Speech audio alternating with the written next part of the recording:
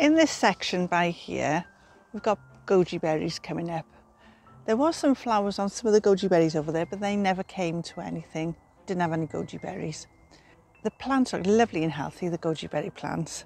But in between, there's weeds coming up and there's also some Aquilegia. So what I'm going to do is just take out the perennial weeds, such as dandelion and the nettle. And there's some Aquilegias coming up. Now, I don't know whether I scattered seeds here, I can't remember, maybe last year, or whether they just self-seeded from somewhere, but I'm not sure where. So probably me that just scattered some seeds there. So what I'm going to do is just take out the Aquilegias, and then I'm going to do some no-dig. I've got some scrap cardboard here. So I'm going to put the scrap cardboard in amongst the goji berry plants, on top of the annual weeds. Give it a watering, then I'm going to put some compost, and then I'm going to do some planting. So let's get on with that then. I've got a bucket for the weeds and some containers for the Aquilegia. Oh, this ground is really dry. I have been watering these poor things. I'm amazed really how the Aquilegias have come up. So I'll remove these and I'll pop them on or plant them elsewhere. Oops, that's just a weed there. There's quite a few Aquilegia plants there. So I'll just give them a watering now to keep them alive until I put them on, plant them up, or give some away. There we are, that should keep them going for a bit. As you can see, the soil is really dry. So before I put the cardboard down, I'm going to give it a bit of a watering and then put the cardboard down and water on top of the cardboard. As you can see, there's still weeds left, but nothing major. And hopefully they'll all die off after the cardboard and soil's been on them for a while.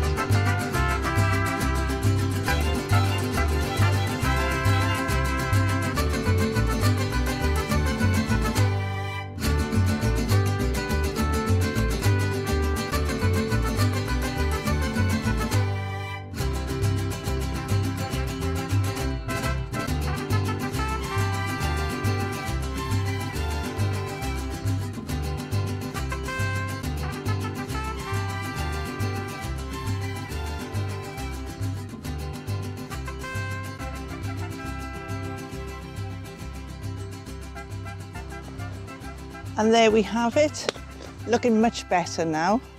So ready to start the planting now. I started these onions, Bedfordshire Champion, and started these April the 2nd, so they're long overdue to go in now. I also have a few leeks to go in and they're well past their best, but still, we'll give them a go.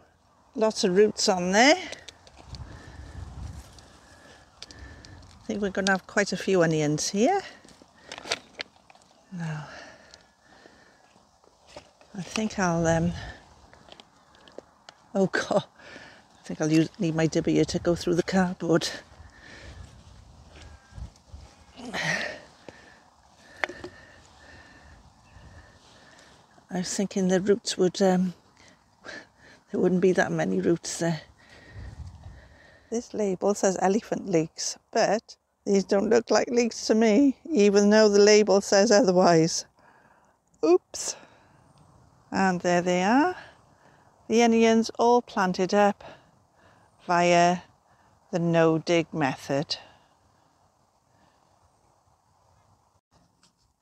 This poor garlic has seen better days. It's gone it's gone too far now. I doubt if there's much underneath there, but I'll pull them up and have a look. Hopefully there's something I can salvage from there.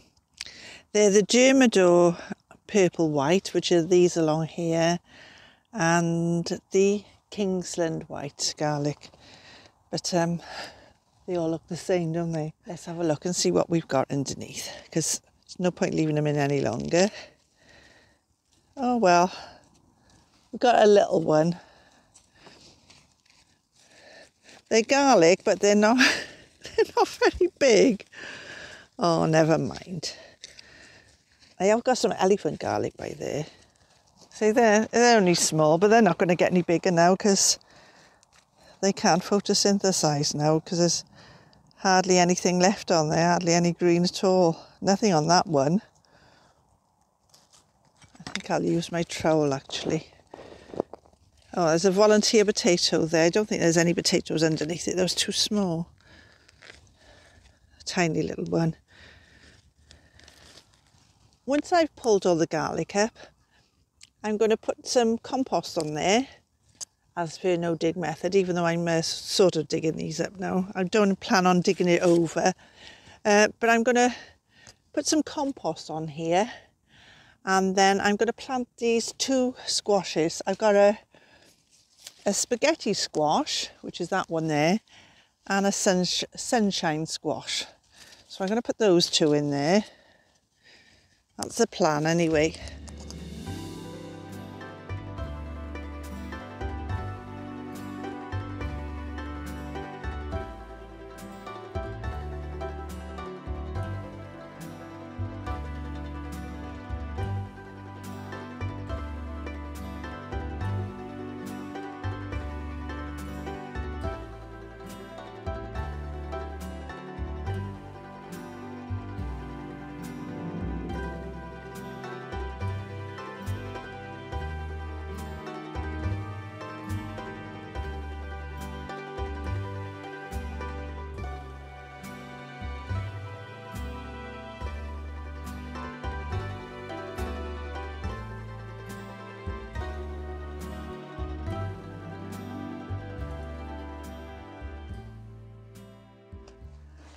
As much as the plan was to do no dig, I was really struggling digging that little garlic up with the trowel.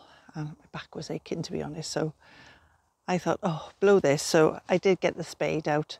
I did have to dig it out, so it's not quite no dig, but I did put some compost over the top afterwards and planted the squash. So sometimes, even though you plan to do no dig, sometimes you just gotta dig, haven't you? Never mind, you know, plenty of other places I can do no dig. Anyway, they're all planted up now, and on to the next job. This section along here is all looking a bit tired now. The chives have gone to seed, the cornflowers are going to seed, and so are the Aquilegias, and also the calendulas are going to seed as well. So they're going to seed. We've got some pansy starting to come out there, and also some nasturtium. So it's not all wasn't, but what I plan to do is save the seeds from the chives. I've also, as in my last video, I saved some seeds from the cornflowers, and I showed you how I did that. So if you haven't seen that, go and have a look. There's a little tip on there for you. So cornflowers, chives. So I'll save some chive seeds today, and I'll show you how I do that. But I'm also going to keep the heads, because not all of them will come out. So what I'm going to do then, I'm going to tidy this up, and I bought these lovely petunias, double ones, and they're gorgeous. Beautiful, isn't they? So I'm going to put those in there to give it a bit of colour. I've also got a couple of geraniums that I overwintered. That's the geraniums there. Got anything else? Oh, there's a lovely fuchsia. Now I don't know whether, this is another one I overwintered. I thought I'd lost it, but it's come back lovely, hasn't it? So I might put that in there as well. So it'll save, because it dries out quite quick in this terracotta pot. So yeah, I might put that in there as well. So we'll give it a go. We give it a little bit of colour. I've also got seeds to go in there. I've also got some verbena actually to go in there. So I might plant some of those as well. They're not in flower yet. They're a bit bunched up, to be honest, but I'll put them in little bunches and see how they go. So anyway, let's get on with that bit then. Let's tidy it up first of all and see how we get on from there. There are some new cornflowers coming from the old ones, so I can cut those back and leave the new ones. There's also new shoots down there as well, so they'll eventually flower, so I can cut off these dead ones and leave the new growth to come up and to produce some more cornflowers. First of all, I'm cutting off the chive seed heads before I tidy this section up, and I'll show you how to save the seeds later. They do start falling out naturally anyway, but I'll be hanging on to the seed heads because usually more come out later as they dry. There's quite a few, but they look so pretty back a couple of months ago. So I'll grow some more of those. These plants I actually bought, but I am going to try growing some from seed. I think they'll be easy enough to grow. So I'm just collecting them in this container for now, and then I'll do the same with the cornflower seed heads. But I'll leave most of the flowering ones to carry on flowering, and just collect the seed heads as I go. But I'll cut off the long stems of the cornflowers where they're all gone scraggy. Could do with cutting all these stems down on the chives, because they're all gone yellowy now, so they don't look very nice. So it'll give the plants a chance to recover then. Right, there's some more down there, if I can get at them. Now they're already falling out. The seeds are already falling out as I'm cutting now. So we should have quite a few actually. So no doubt I'll pass a few of these on as well, as we do, don't we? As gardeners, we like to share. There we are, there's the chive seed heads. And actually I could show you by here now.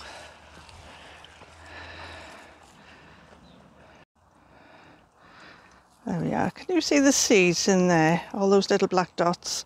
So you just shake them, see, and they do, oh, I know they landed on the others, but they naturally fall out, but hang on to them. You could even plant the seed head like that and have a load of seeds in one go. That'll be fine as well. All right, next I'm going to cut off the cornflower seed heads. So that's how it goes when it's ripe to be picked. And if you have a look at my last video, I show you an easy way to take the seeds out of there. So I'm just going to collect them today before I tidy up.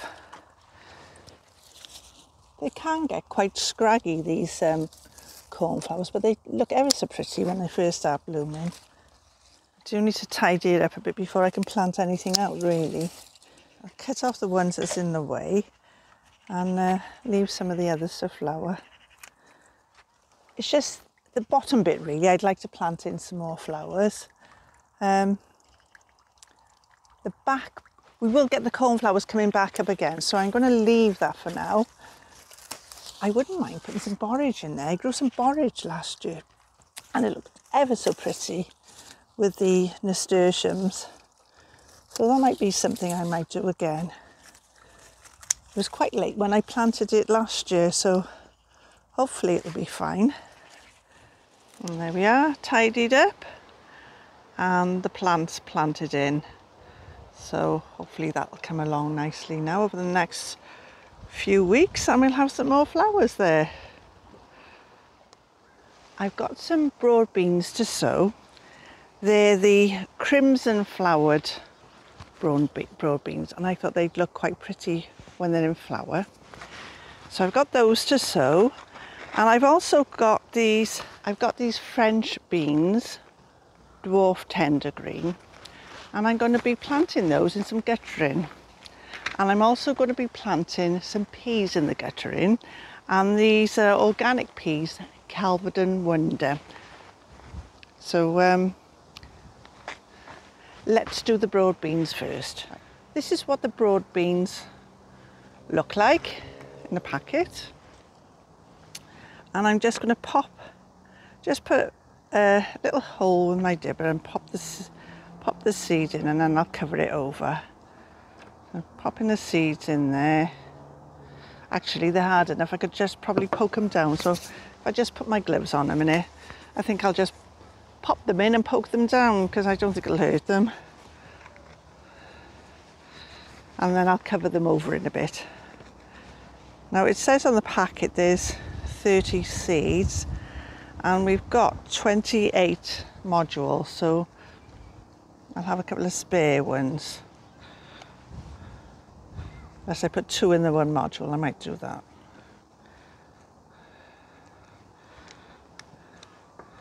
Well, they're easy enough to poke in. There we are. Better.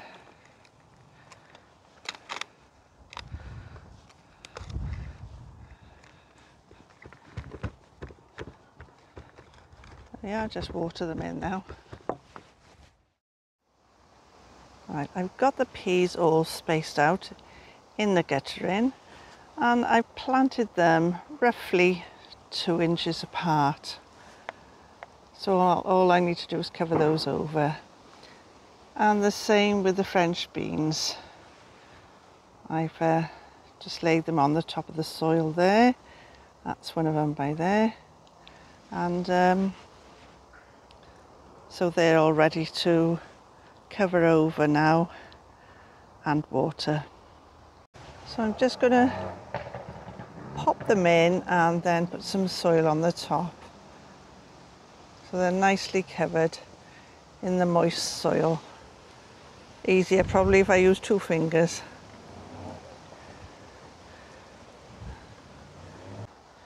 So we'll have plenty of space when the early potatoes come out, so they'll probably go on plot 2, but we haven't decided yet.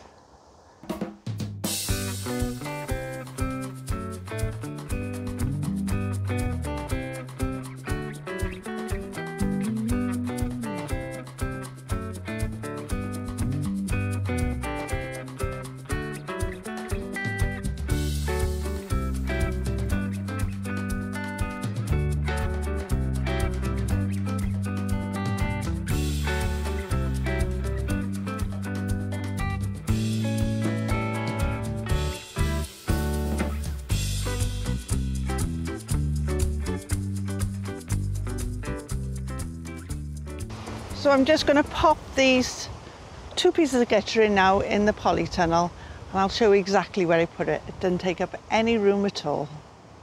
So let's sort that out now then. And there we have the 2 pieces of guttering resting on the bars there of the polytunnel. So it's taking up no room whatsoever.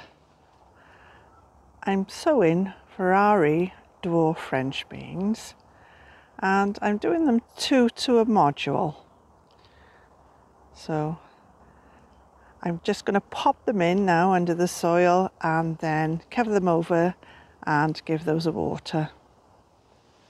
I've made these mini greenhouses from 2 propagating lids and just put some elastic over there to keep the heat in while they're germinating and to keep the moisture in it also. I've also placed one of the propagating lids over the top of the root trainer just to keep the draft off there because it's quite windy today, and try and keep a bit of moisture in and a bit of heat. It's just started raining, so I thought I'd nip in the polytunnel and do a quick bit of sowing. So I've got my double chocolate mini muffin container. These are really handy. They're like mini propagators, look. So if you, there's a lid, put your seeds in there, and once they start to germinate, you just leave the lid off and let them grow up. But it keeps the heat and the moisture in to begin with. Make sure you put some holes in the bottom though, because you don't want to waterlog them. And this one is a cake container. So they're very handy. I keep things like that. They're great. So this is another one. So I should be closing those up, and I'll have an extra bit of moisture. And you can pop, now it's summer, you can pop them outside as well. And the heat will keep them nice and warm and germinate them quicker. You'll have seen me use these. If you watch me regularly, you'll have seen me use these in another video. And subscribe for more tips. Nepeta mucini, or catnip.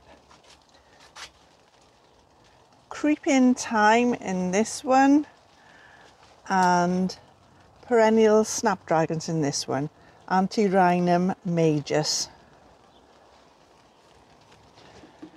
I'm Linda, and this is the Feel Good Garden.